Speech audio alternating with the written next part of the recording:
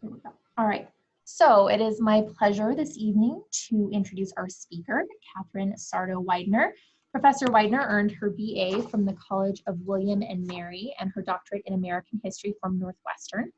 She has taught at Lake Forest College since 1999, offering courses in modern U.S. history, the civil rights movement, and women's history, among others. Catherine is also the co-founder and history instructor for the Sojourner Scholars Summer Humanities Institute, an Illinois humanities program which provides high school students from Southside Chicago public high schools the opportunity to take college-level courses from local college and university faculty over the course of 3 summers. For her talk this evening, Catherine will be presenting on historic and recent efforts to memorialize women's suffrage. So with that, I will turn it over to our speaker. Thank you, and thanks to all of you for tuning in. I know we all have a bit of Zoom fatigue, so I appreciate you showing up and logging on.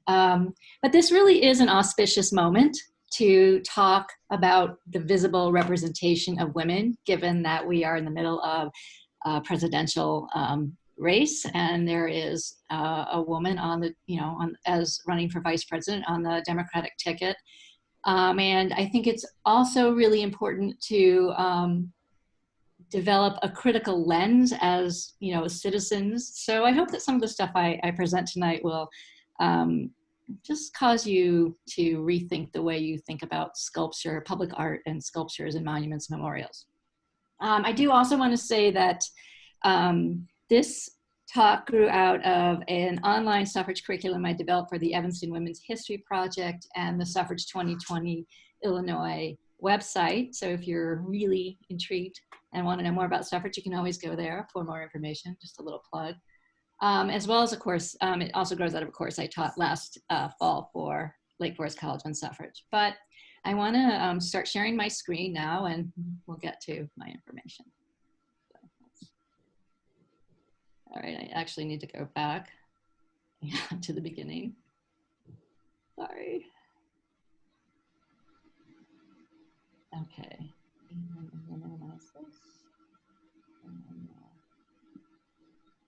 Okay, I'm assuming you guys can all see this. So the underlying question framing this talk is, what is the purpose of murals, memorials, and monuments, and most importantly, or more importantly, how do they shape our collective memory or the way that we think about history?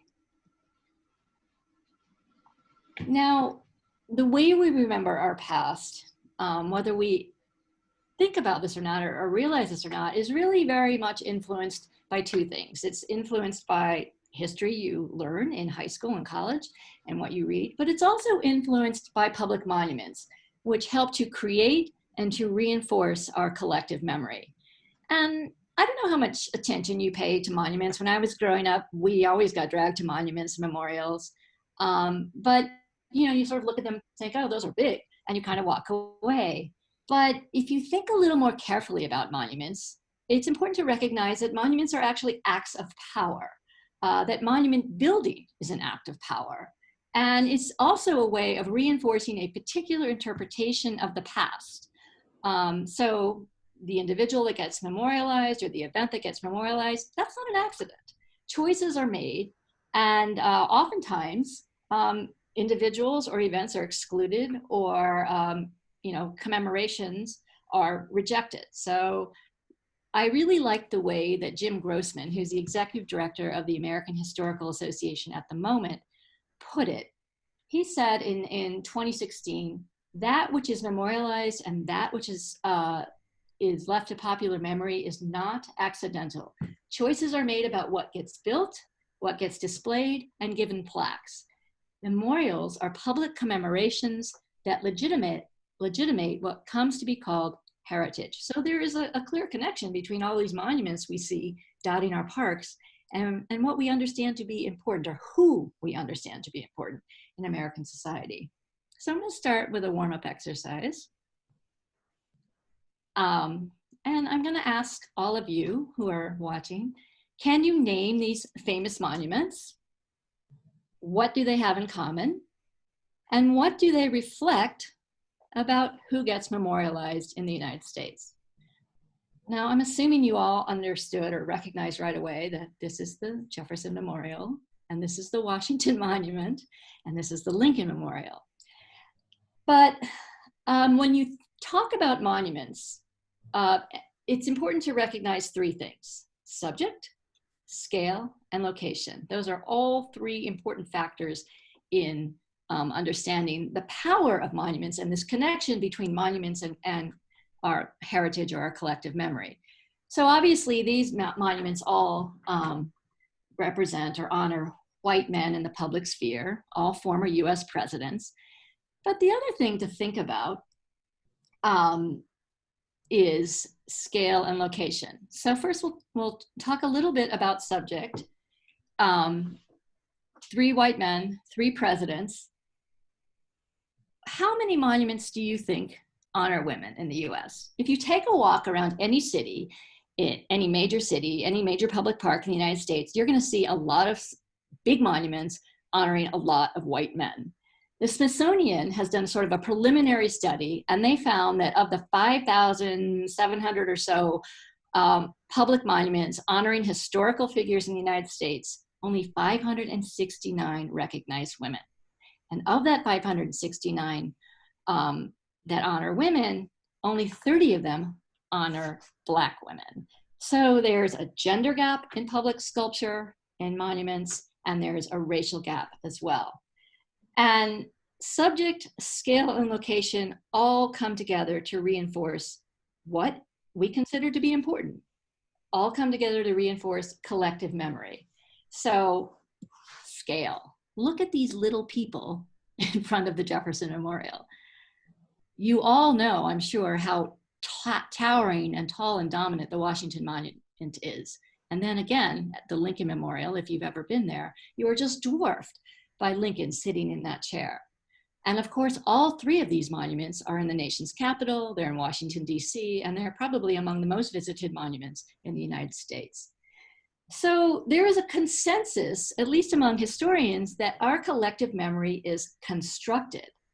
And one historian whose work I particularly admire, Michael Kamen, has argued that societies in fact reconstruct their past rather than faithfully record them, and that they do so with the needs of contemporary culture clearly in mind. They manipulate the past in order to mold the present. Now, you can find some statues of women in DC if you try, particularly if you tour the US Capitol. Most of the statues of women in the US Capitol are in Statuary Hall, and they're part of the National Statuary Hall collection. So basically that's a collection of 100 statues. Each state gets 2, so 50 states times 2, that's 100. But of that 100 statues, there are only 9 that honor women. Interestingly, the first statue erected to honor a woman in the US Capitol was the one honoring Frances Willard, and it was erected in 1905. It did not, however, honor Willard's work in suffrage. It honored her very important role in securing the passage of Prohibition, or the 18th Amendment. And some of the other women that are honored in Statuary Hall in the Capitol are women like Helen Keller and Sacagawea. There is a statue of Rosa Parks, but she is not one of the designated state statues. And there are some statues in the pipeline. Daisy Bates, who was very important in Arkansas, is supposed to get a statue in a couple of years, as is Mary McLeod Bethune from Florida. So, maybe they'll bring it up to 11 someday. But the real issue is there's a lack of visible representation, and that's problematic. Daniel Lewis, who is another historian who has studied this issue, has said that this lack of visible representation really skews our understanding of history, because if you don't see women honored in public art, in public monuments and memorials, then the conclusion you draw is that women never did anything important. They didn't play a significant role. So leaving their narratives out of public art takes away from the significant roles that women have played in history. Now, compounding the gender gap is the issue of historical interpretation. And that comes down to this issue of deciding who and what gets remembered. So when it comes to suffrage, for many, many years, there was no such thing as women's history, right? There were not women, there were not scholars working on women's history. It really didn't become a field in its own right until the 1970s. The only history of the women's suffrage movement that existed was this 6-volume study of the history of women's suffrage that was produced by Elizabeth Cady Stanton, Susan B. Anthony, Ida Harper, and Madeline Jocelyn Gage. And it was published over a long period of time. It was published from 1881 to 1922. And for years, it was the official history, as well as the only history, of the women's suffrage movement. But it was problematic, and it remains problematic, because it was authored by Stanton and Anthony. And so it basically is a history of white women in the movement. It's written from the viewpoint of the National American Women's Suffrage Association. And it really minimizes the role of rival suffrage groups and other suffrage leaders. It completely excludes the contributions of Black suffragists and all, this diverse range of women who were very active in the suffrage movement. So it's problematic in that sense because its coverage is very narrow, but it's also problematic because if you look at this slide on the right, this is the Declaration of Sentiments, which was issued at the first Women's Rights Convention in Seneca Falls in 1848. And if you notice some of the signatories, Elizabeth Cady Stanton is fourth. Susan B. Anthony isn't even there because she didn't attend, right? But this has become the origin story of the women's rights movement in the United States. And it completely obscures the role of, other women that were talking about and fighting for women's rights well before 1848. I mean, you could just as likely have the origin story begin in 1832 with Maria Stewart, who was African American and very much part of the Black suffrage movement. So this early official version of the women's rights movement and the suffrage movement dominated interpretations, and it became the standard narrative of the movement. And you see its influence not just in writing, but you also see its influence in art as well. So I love this slide because this slide shows, this slide is the official unveiling of the portrait monument to women's suffrage. And it took place in 1921, and these women are standing around the monument, which is kind of hidden here. I'll show you a better image in a minute. They are standing in the Capitol Rotunda, and this sculpture was commissioned by the National Women's Party to honor, the pioneers of the women's suffrage movement. And it features Elizabeth Cady Stanton, Susan B. Anthony, and Lucretia Mott. And then there's this really interesting uncarved chunk of marble in the back, which I think is worth talking about because the National Women's Party made the argument that women deserved the vote because they were equal to men and not because, they were going to go out and engage in civic housekeeping. So they instructed the sculptor, Adelaide Johnson, not to carve, to leave this uncarved because they figured there was still work to be done. But it still hasn't been carved. So it's still, uncut, and it's very interesting. But then you have all these women that were very much involved in the suffrage movement, Catholic women, and then the Army Nurse Corps, and the National Federation of Women Voters, and they all gathered together at the unveiling, thrilled and honored that the 72-year struggle for women's suffrage was finally going to be recognize, and and their long struggle was going to be recognized not only with the sculpture but also with the location of the sculpture in Statuary Hall in the Capitol Rotunda. Unfortunately, oh, and they also really loved the inscription on the base, which was in gilt.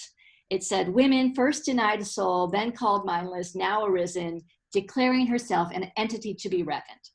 Unfortunately, the suffragist statue, the portrait monument to women's suffrage, did not remain in the Capitol Rotunda. The very next day, the day after its unveiling, the statue was moved to a basement crypt, which was originally intended for George Washington's remains, and just shoved in there and stayed there for 75 years. And at that point in time, in fact, until 1963, it was basically a broom closet. It was, so that this beautiful monument, this piece of art honoring women, was hidden away.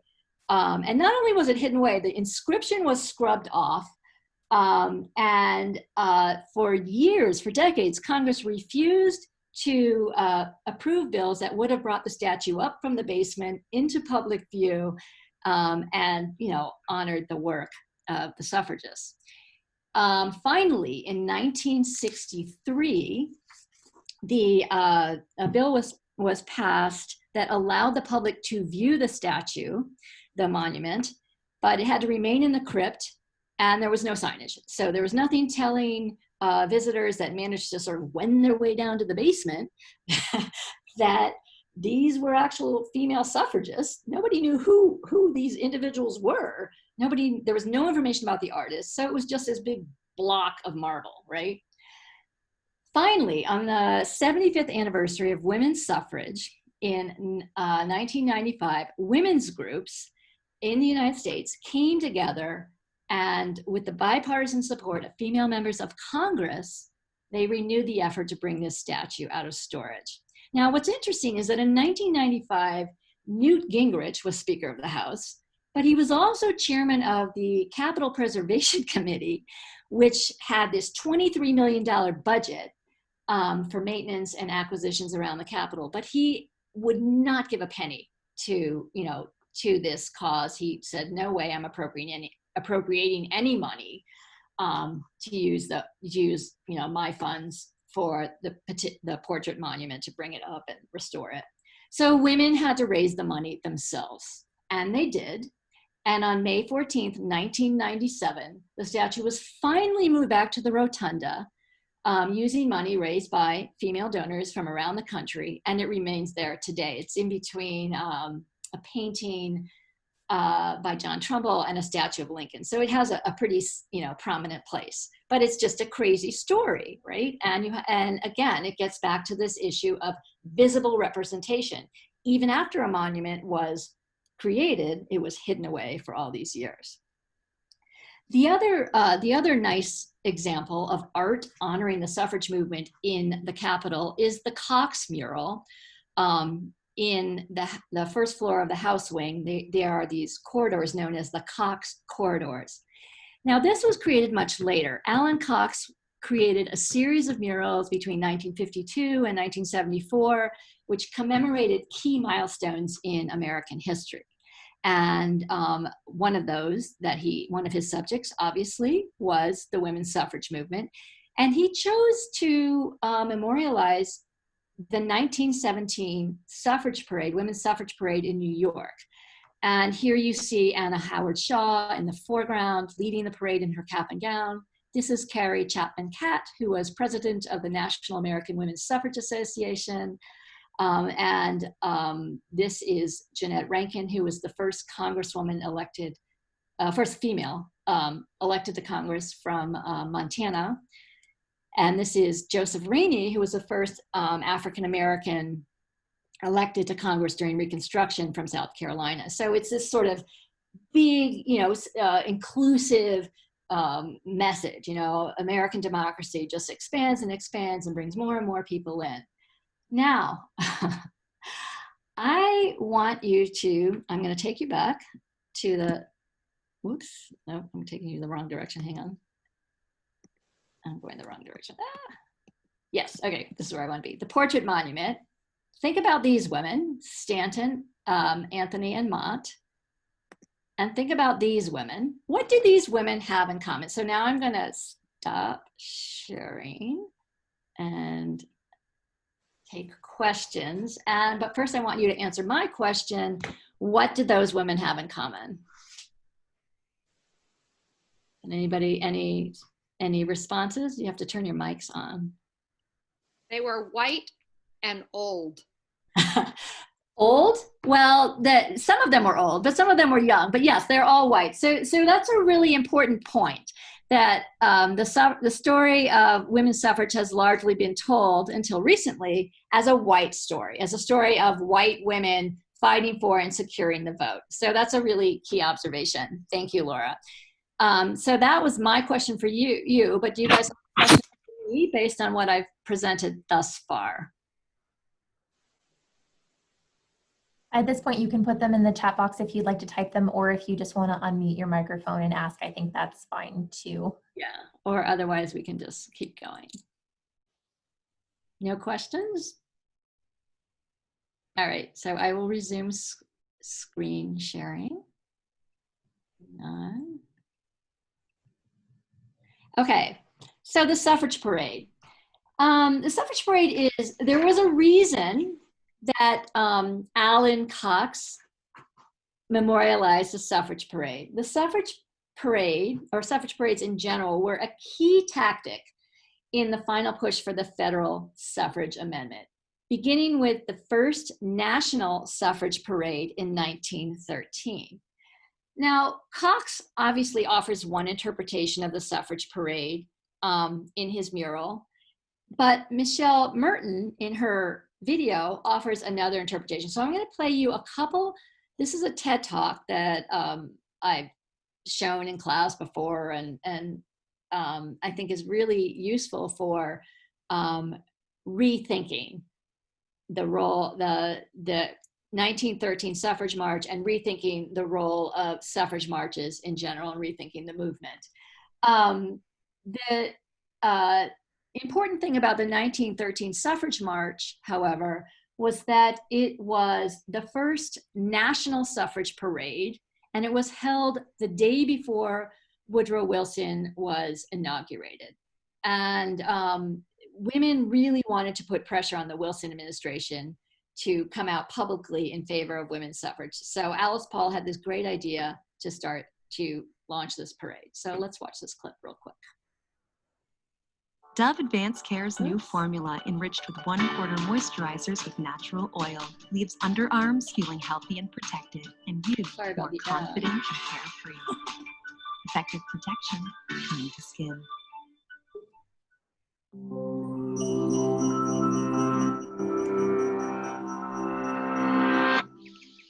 On March 3rd, 1913, protesters parted for the woman in white. Dressed in a flowing cape and sitting astride a white horse, the activist, Inez Milholland, was hard to miss. She was riding at the helm of the women's suffrage parade, the first mass protest for a woman's right to vote on a national scale. After months of strategic planning and controversy, thousands of women gathered in Washington, D.C. Here, they called for a constitutional amendment granting them the right to vote. By 1913, women's rights activists had been campaigning for decades. As a disenfranchised group, women had no voice in the laws that affected their or anyone else's lives. However, they were struggling to secure broader support for political equality. They'd achieved no major victories since 1896, when Utah and Idaho enfranchised women. That brought the total number of states which recognized a woman's right to vote to 4. A new media-savvy spirit arrived in the form of Alice Paul. She was inspired by the British suffragettes, who went on hunger strikes and endured imprisonment in the early 1900s.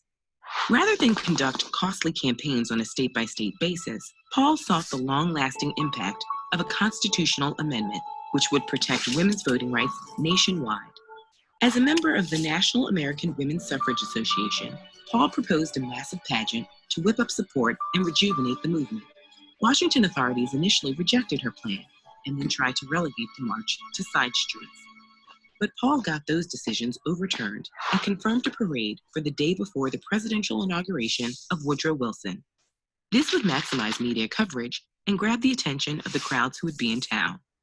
However, in planning the parade, Paul mainly focused on appealing to white women from all backgrounds, including those who were racist.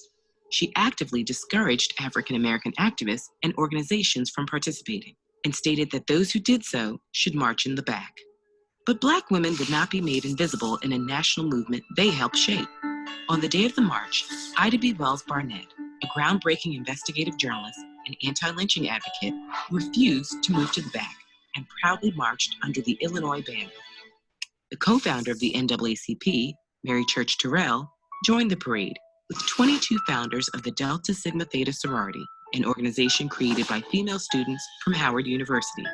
In these ways and more, Black women persevered despite deep hostility from white women in the movement, and at great political and physical risk. On the day of the parade,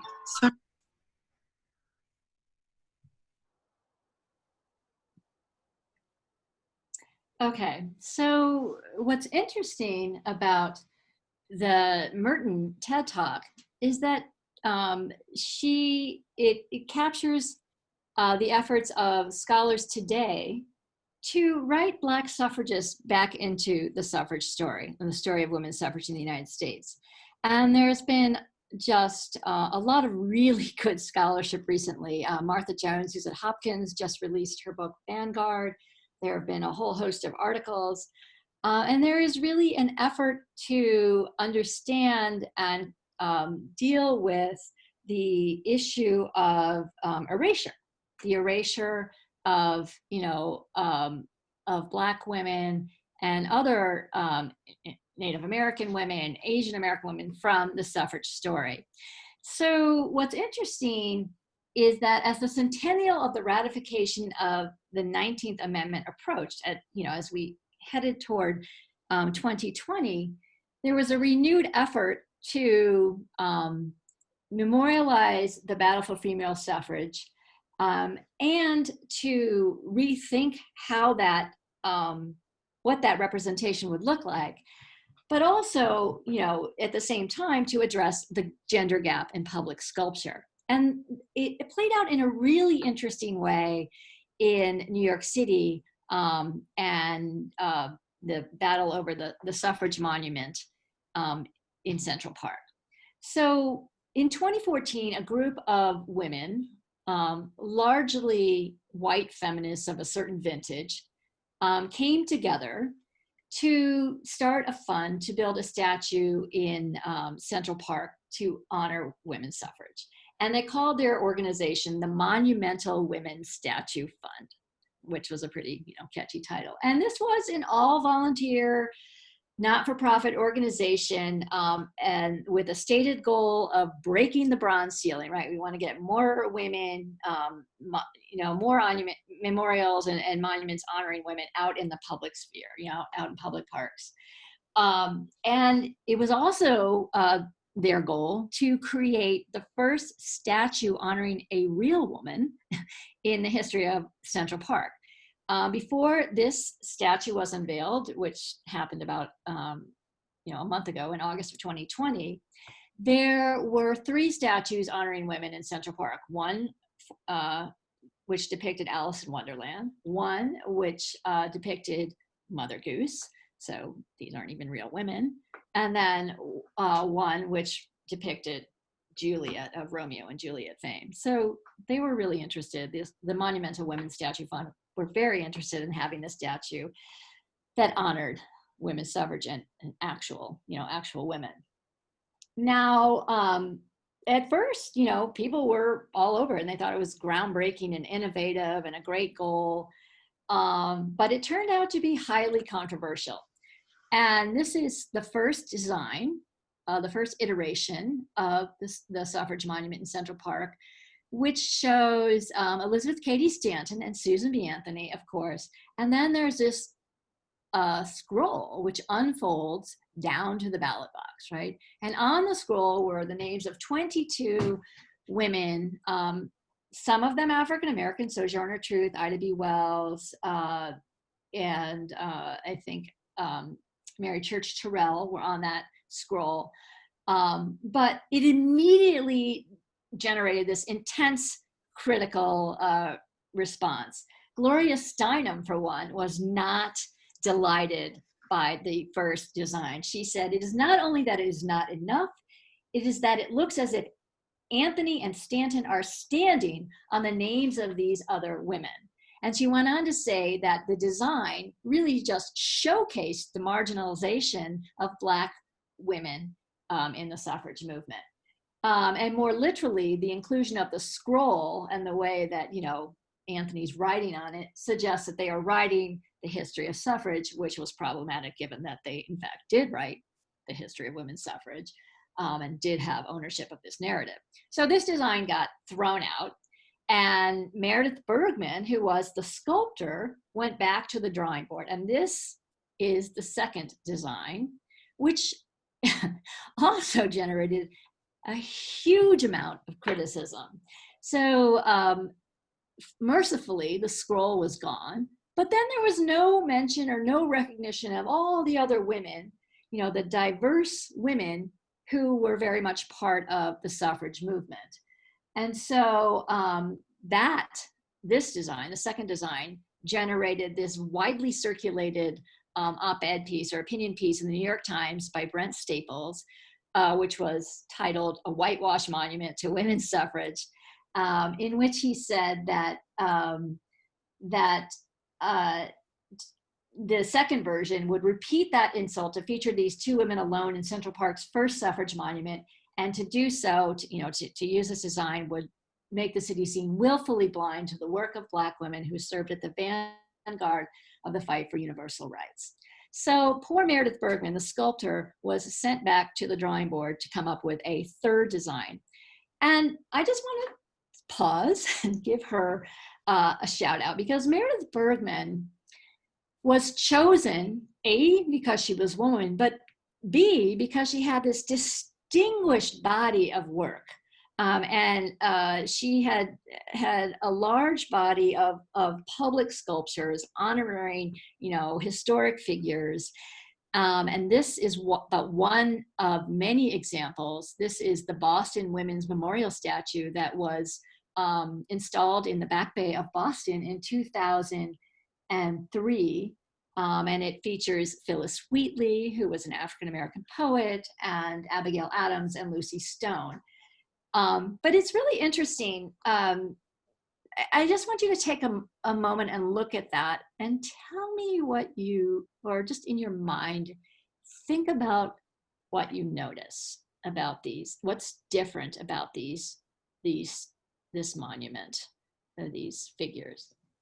If you're paying attention, you'll notice that they aren't up on pedestals, right? They are leaning on pedestals, leaning against them, leaning, on them. And that was intentional, that was calculated. Meredith Bergmann said, when describing this piece, she said, "These women have come down off their pedestals, as in this century women have symbolically, and have deconstructed their traditional orientation in order to use their pedestals as work surfaces." So I think that's a really interesting way to think about scale, and also subject, and also location, because you can see it's right on this pathway in the Back Bay in this park in Boston. But also, to Meredith Bergmann's credit, she had a long history of creating works that addressed themes of social justice. And she said as much when she got so much criticism for the first two designs. She said, "I work for social justice and historical redress through my public art." And she cited her previous commissions, and her statues of Marian Anderson, the Black opera singer. She had also done a heroic scale portrait of the enslaved child Sally Maria Diggs for the Brooklyn Historical Society. And she also did a sculpture of the Harlem Renaissance poet Countee Cullen that addressed these issues of identity and race. So she, she was really just carrying out the mandate of the Monumental Women's Statue Fund. And they said, well, we can't satisfy everyone. But by the time the second version got so much public criticism and that Brent Staples piece came out, they agreed that they needed a third design. Now, as this controversy is playing out in New York City, and poor Meredith Bergman is going back to her studio yet again, other cities and other artists were also grappling with this issue of how you memorialize and the women's suffrage movement and how you honor women. And I particularly like the Tennessee Women's Suffrage Monument, which was installed in Nashville Centennial Park in 2018, because it was intentionally inclusive in its design. First of all, it's, in terms of subject matter, it honors 5 suffragists, but this woman, whom you can't really see very well from this angle, from this picture, is J. Frankie Pierce, who was a very prominent Black suffragist in Tennessee. She founded the Nashville, the City Federation of Women's Clubs in Nashville. She founded the Tennessee Federation of Colored Women's Clubs. She was a founder, co-founder of the Nashville NAACP, and she was the first woman invited to speak at the League of Women Voters in Nashville once they were organized in 1920. So this monument, includes important Black suffragists. It's also right outside the Capitol and is very visible, to many people. So location is important.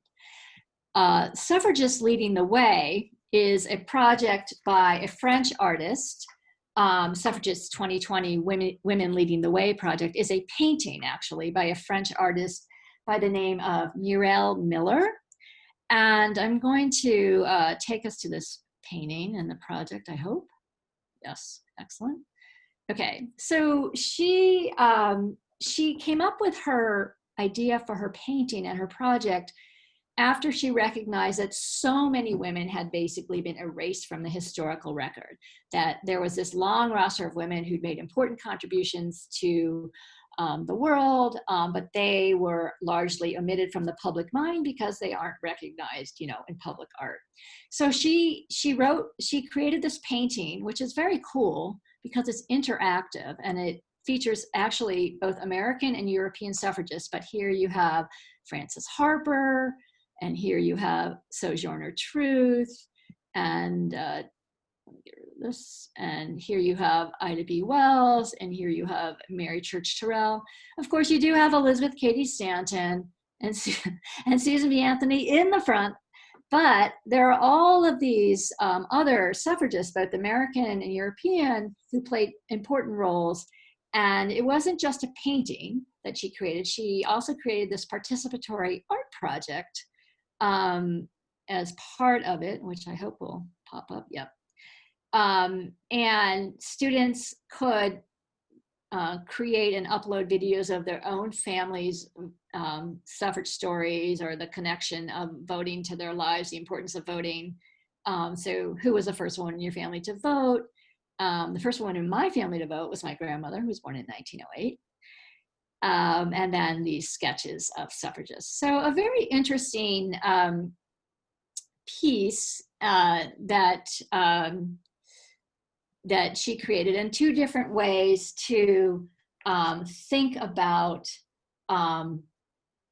memorializing suffrage. Now I have to get back to my screen. Let's see. Hopefully I can do this. Hang on one second. Slight glitch. Okay, here we go. Doing that, Catherine. What? Was there any discussion of the percentage of Black faces versus white in that painting, as it relates to whether it's representative? The Women Leading the Way suffrage painting? Yes. I mean, I think the fact that she includes 10% Black American suffragists is remarkable. Generally they're not recognized at all. But I don't know, Laura, that's a good question. Because there were, enormous numbers of Black suffragists who, until very recently, have been completely written out of the narrative. But it would be interesting to find that out. I don't know. Okay. Okay. So, you have other cities and artists creating these more inclusive tributes to female suffrage. Meanwhile, New York City had sent Meredith Bergmann back to the drawing board, and she came up with her final design for the New York City Suffrage Monument. And here you see it. And it's very different from the first two designs. You see Sojourner Truth seated on the left, Susan B. Anthony standing in the middle, Elizabeth Cady Stanton seated. So this was unveiled just recently in August of this year. And I think it's important to think about, again, subject, scale, and location. Obviously, the subject now includes an African-American suffragist. It's on the central pedestrian walkway of Central Park, which is one of the most visited parks in the world. And in terms of scale, this is a lovely picture of Meredith Bergmann working on the sculpture in her studio here on the left. And you can see how large the figure of Susan B. Anthony, who is the standing figure, I gotta go back, sorry. I'm going the wrong direction. Yes, this is what I want to show you. She is the standing figure. So there is the scale, the scale of it. So again, Meredith Bergmann, finally in her third try seems to get it right. But she gave many interviews after the final version was approved and installed. And she said she thought very carefully about how most recognizable bronze figures, most sculptures that we know, sit on these granite pedestals with inscriptions. So she wanted to mimic that in her design. So there's this granite pedestal. But she said she was also wanted to depart from tradition. She wanted to have 3 figures instead of 1. She wanted them to share the pedestal. She wanted to symbolize that they were relating to one another. And this is sort of an allegory of sisterhood, cooperation, and activism. So, you know, with Sojourner Truth speaking, Susan B. Anthony organizing, and Elizabeth Cady Stanton writing, those are the 3 elements of activism in this final version of the Central Park Suffrage Monument. And she also said that the monument represented an indoor space because so much of women's political work in the 19th century originated in the home. In the 19th century, women were not commonly seen in the public sphere. Her last comment is my favorite, when she said, we need statues of real women in Central Park. We need to be true to our new understanding of the historical record, which is not shrink from calling out injustice and oppression or minimize the contributions of people of color or the harms done to people of color.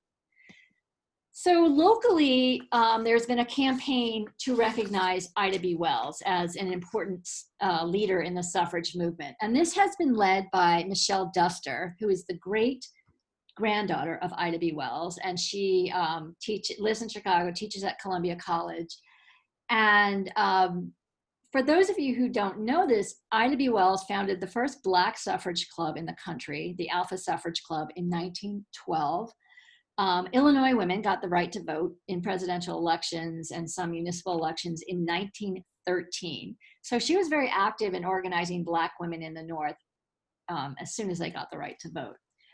But in Chicago, there was nothing. The only thing with Ida B. Wells' name on it was a public housing complex down on in Bronzeville, which was built in 1941 and destroyed or torn down in 2002. So from there was no public recognition, nothing with Ida B. Wells' name on it in Chicago.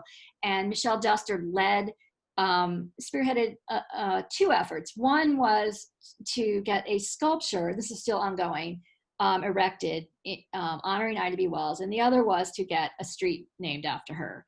And there were no streets named after women or even African Americans in Chicago until 2018, when City Council approved this sign. It was installed, I believe, in February of 2019.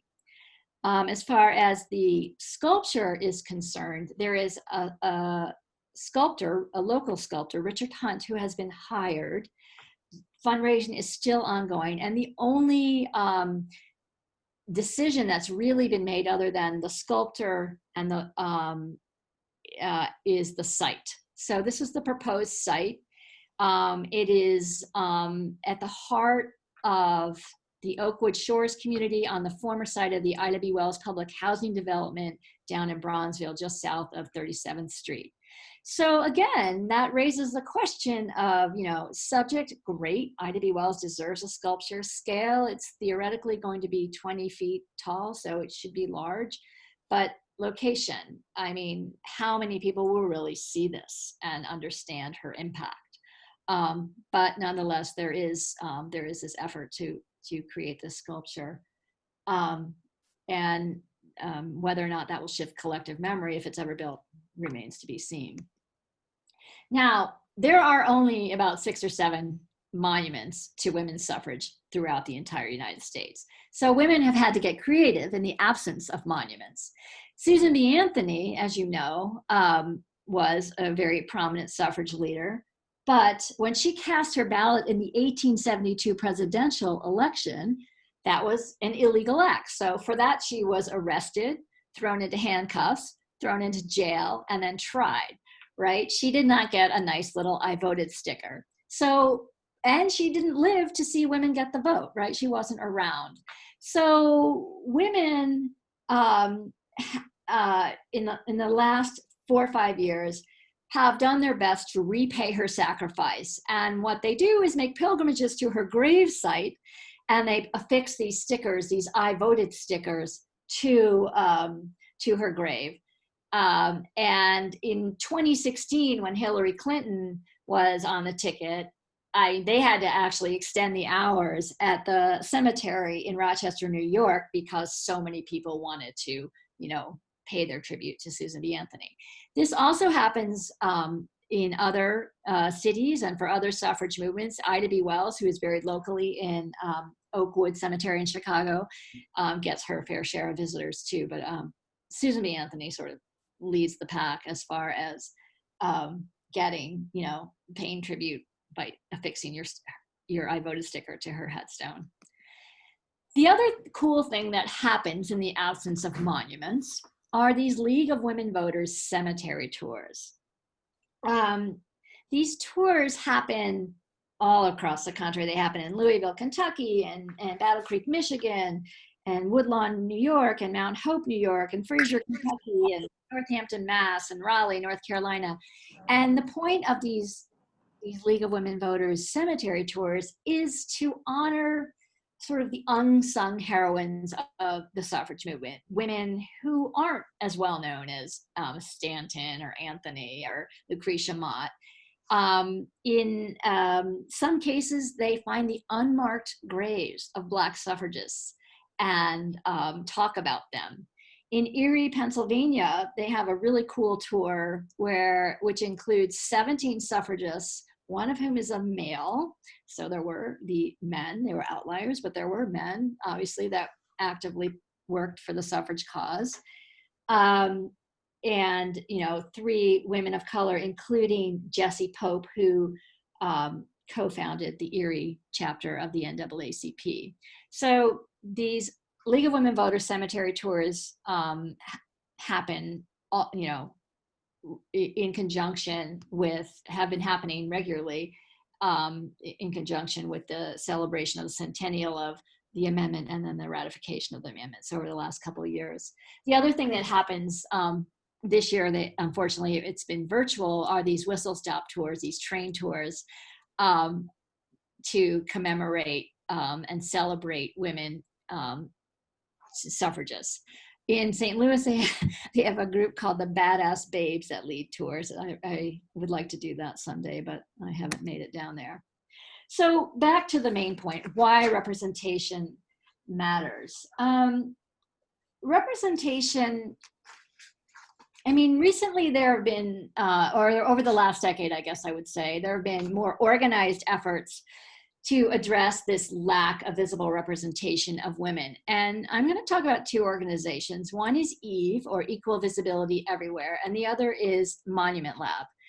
EVE is this very interesting organization started by, in 2010 by Lynette Long, who is a psychologist and a former college professor, who just got fed up with the fact that, you know, there were not enough women on American currency, and she just didn't see visible representation of women in everyday life.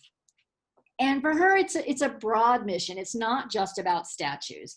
I mean, Eve is very focused on achieving gender parity in the monument symbols and icons of the United States, but she has said publicly many times that their ongoing list of projects is broad, and they are interested in creating new historical markers, adding images of women to American coins and currency, increasing the number of women honored on stamps and Google Doodles, you know, just everywhere you might go in society. She wants women to be visible and for there to be visible representation of women. And I love this quote in the box. It's about a lot more than just statues, because you can't just focus on public art and monuments and memorials, because a lot of people don't even look at those things, right? Women need to be visible everywhere. So this is a really interesting organization. But with regard to monuments, there's another really interesting and important new initiative coming out of the Monument Lab, which was founded in 2012 by two University of Pennsylvania professors. And the Monument Lab is trying to engage the public in critical conversations around the past, present, and future of monuments. But it's not just conversations. They bring in a class of fellows every year. They sponsor artists and sculptors, and they are really trying to reimagine monuments. And a nice example of some of their work, this is right here on the right, this picture of a sculpture in Philadelphia, in Rittenhouse Square. This is a project by a sculptor named Sharon Hayes, who looked around Philadelphia and realized there were only 2 statues, this was in 2017, 2 statues honoring women in all of Philadelphia. One honored Joan of Arc, and one honored a Quaker, Mary Dyer, but she was a Bostonian. She wasn't even a native Philadelphian. So she said, we need to change this, right? So she walked around and she did a quick assessment. She figured out that there were 9 recognizable and large-scale sculptures of men in Philadelphia. So she created, she scaled the pedestals down. She created 9 pedestals, and she deliberately, if you look at this, deliberately did not place, subjects on her pedestals. She left them empty. And the name of this sculpture is If They Should Ask. Now, what she did in order to invite the public in, to pique their curiosity, was to convene a group of civic-minded women, activist women, scholars, and basically she said, of all the women in Philadelphia's history from 1600 to the present, who do you think we should honor? And she generated this list of names. And then she picked, I think they selected 9 or 10 names from the list. And I don't know the women that are honored because I didn't get that far in my research, but I think it's a cool concept, right? This is a monument, a sculpture honoring women, but in order to figure it out, you have to come in and, look at the names and then do your own research, hence the title, In Case I Should Ask. So that was some of the earlier work of Monument Lab. More recently, last week, I believe, the Mellon Foundation announced that they were going to spend $250 million, or give out $250 million in grants over the next 5 years to reimagine monuments in the United States. This is the largest initiative in the history of the organization. And so it will support the creation of new monuments, as well as the relocation of the rethinking of existing monuments. And one of the first things that is going to come out of this is a national monument audit. So there will finally be a database of all the monuments in the United States, classified by, gender and historical era and race and ethnicity and everything, which will be enormously helpful for rethinking and reimagining monuments. as I said, it's not supposed to come out until 2022. So in the meantime, events have kind of gotten, the ground has moved under our feet, right? And there's been this tremendous push to take down or remove Confederate monuments. And so this slide on the right, I think, is really, really interesting, because it's the work of a local, this is actually the Robert E. Lee Confederate Memorial in Richmond, Virginia. But it is the only remaining Confederate statue on Monument Way, or Monument Avenue in Richmond, which if you've ever run a race there, you always finish on Monument Avenue. You know, and there was Jefferson Davis and all these Confederate generals and Robert E. Lee. Anyway, this remains because it's tied up in litigation. But in the meantime, Dustin Klein has used his art, he's a light projecting artist, to change the meaning of the monument by projecting victims of police violence and the Black Lives Matter logo and historic Black figures like Frederick Douglass and Harriet Tubman onto the monument as a moment of healing. So grassroots efforts have already sort of started to taken off, and individuals and artists are already starting to reimagine monuments even before we reach sort of a national consensus on what to do with these things.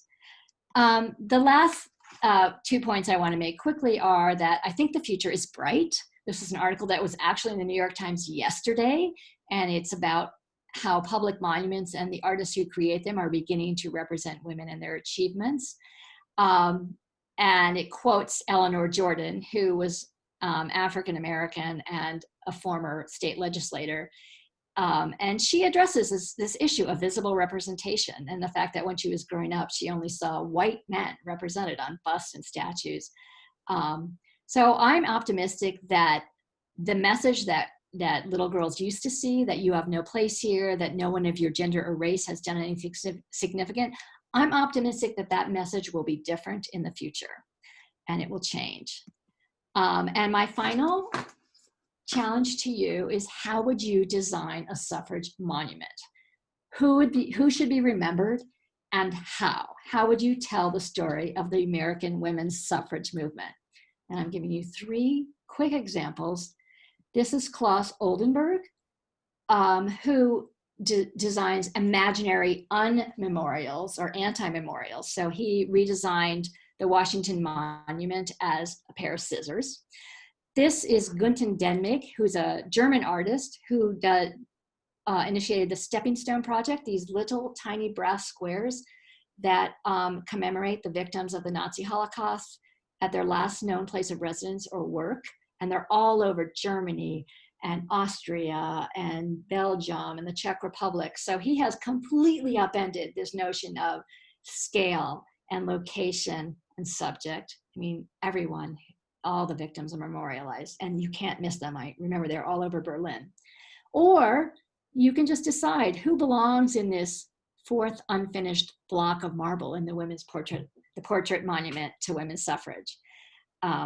That's my challenge. So to you guys. So I will take any final questions and get your design ideas.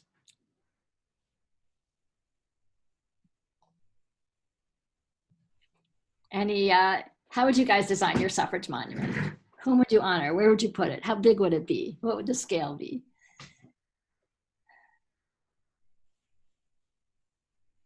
Or do you have any final questions for me? Well, one question that popped up is from Lori, and she brought it a little bit local, and she wanted to know that if Lake Forest were to memorialize a woman in public art, who would it be or who should it be? So anybody who's local to the area, if they have thoughts on that too, care to share? That's interesting. I don't know enough about Lake Forest history to answer that myself, but that's a good question. One thing I was curious about, I was noticing with the monument that ended up going in New York with the 3 suffragists all sort of sitting together, the final. Yeah. So many of the monuments that we saw at the very beginning, 2 men have that sort of classical tradition, Pentelic marble, white literally whitewashed appearance. And I thought that use of sort of that bronze coloration and something that's warm and neutral was also a really interesting choice. So have there been some other monuments where you think the physical color choice is going to be really important? Well, the Tennessee Women's Suffrage Monument is very much like that. There's a monument to women's suffrage in Minnesota, which is interesting because it's really, they're not human figures. It's like a trellis, a garden structure, and then there are 25 of them to represent women.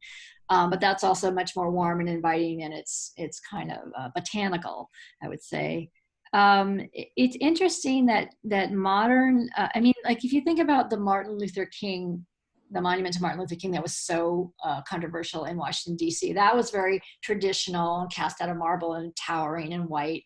Mm-hmm. You know, but the monuments to women, part of it I think is cost of materials, frankly, and they are never on the same scale as the ones honoring men. So there's that issue, scale and cost of materials. That makes sense. Is there ever a thought about Peg, you need to turn on your microphone. Oh no, you just turned off your microphone. If you just speak a little bit closer to your device. Oh wow. Are you hearing it, Catherine? No.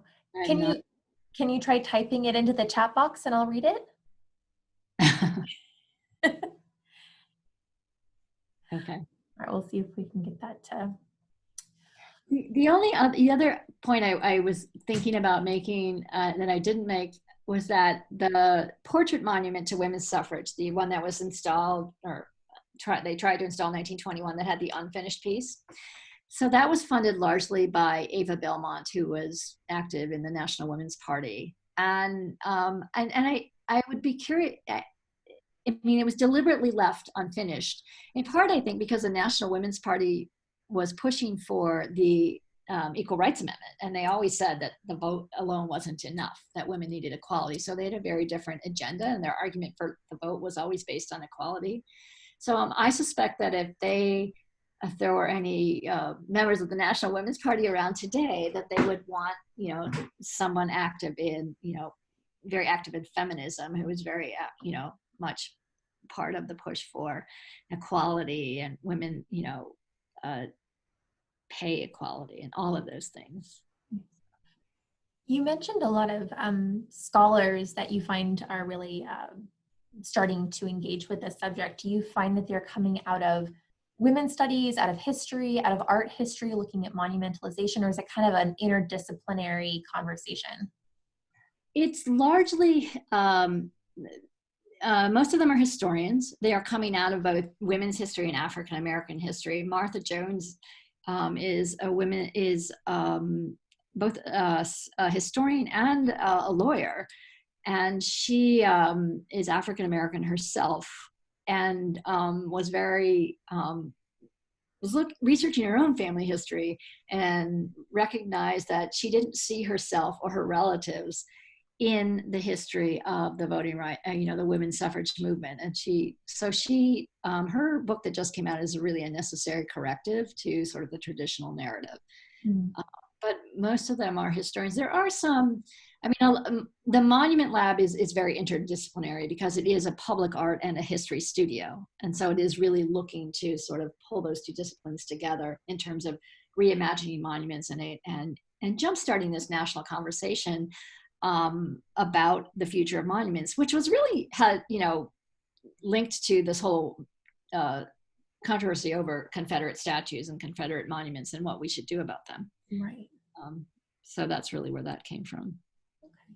Oh, okay. So Peg's question is there ever an attempt to feature the results of women's suffrage, perhaps a focus on reproductive rights or safety for women in the workplace rather than on individual actors?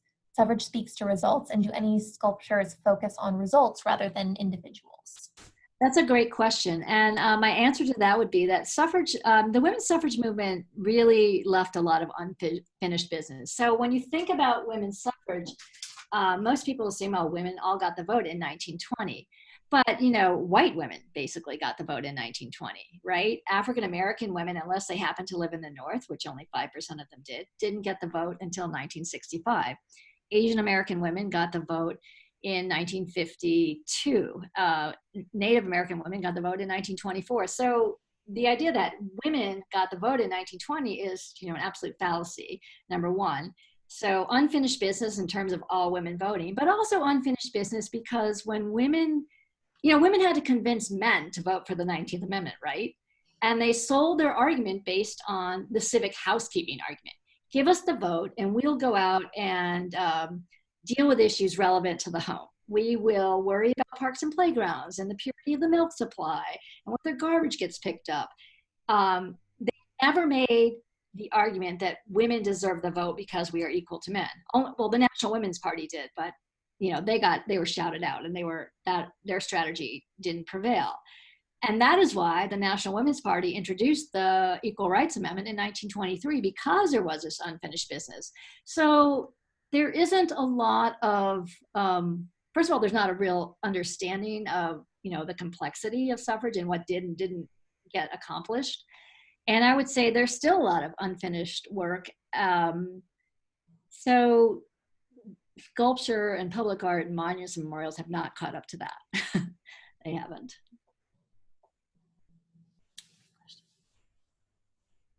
Any other questions? I know that some of you want to jump off and watch the debate, and but I appreciate you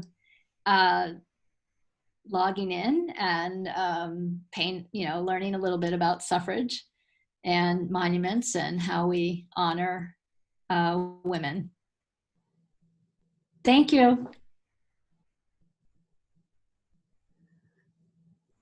Thank you all so much for coming and for tuning in.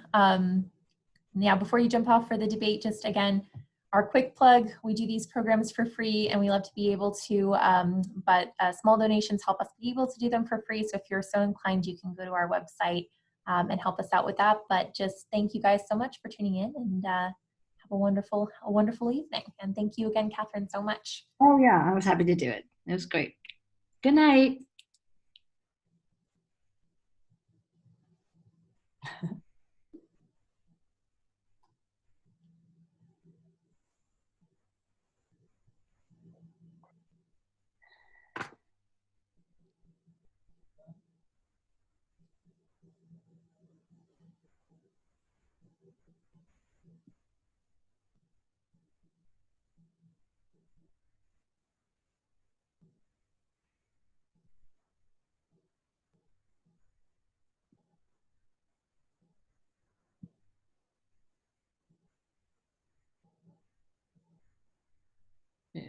There's still 4 people.